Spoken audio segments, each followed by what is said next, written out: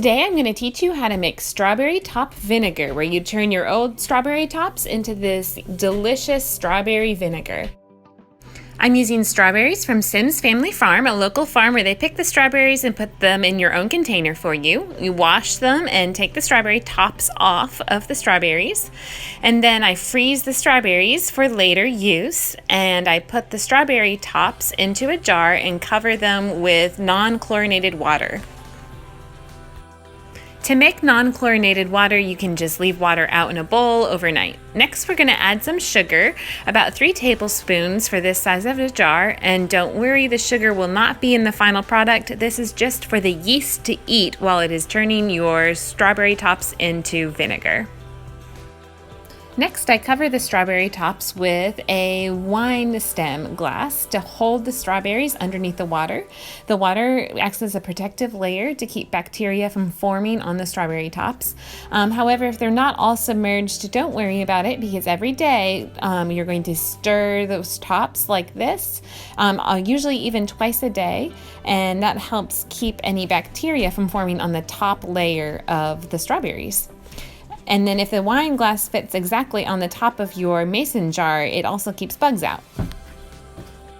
Here's the same jar on the right. 6 days later, it is done fermenting. And I wanted to show you this other jar that has been fermenting for about 2 days.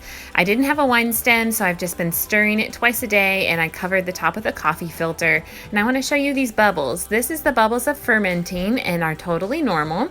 It is not normal if a thick bacteria film goes on the top of the whole jar. If that happens, you can scrape it off, and sometimes the yeast will still outcompete the bacteria, and the bacteria will get killed. If it doesn't go away, then that means you have to compost it.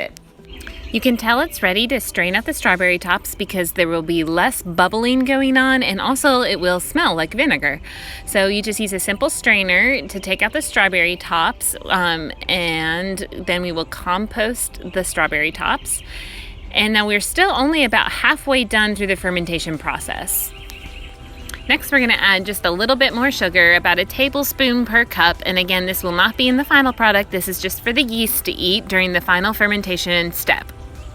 I've poured my vinegar into a repurposed bottle. Any bottle will do, and you can see there's some bubbles. That's the fermentation continuing to happen, and every day you're going to loosen the lid to let out any air, and you're going to give the bottle a shake. And you're going to want to do this at least 2 to 3 times a day. If you don't, what happens is a bacteria film starts to form on the top. If that happens, just give it a good shake. And again, sometimes the yeast can overpower the bacteria, and you'll be fine.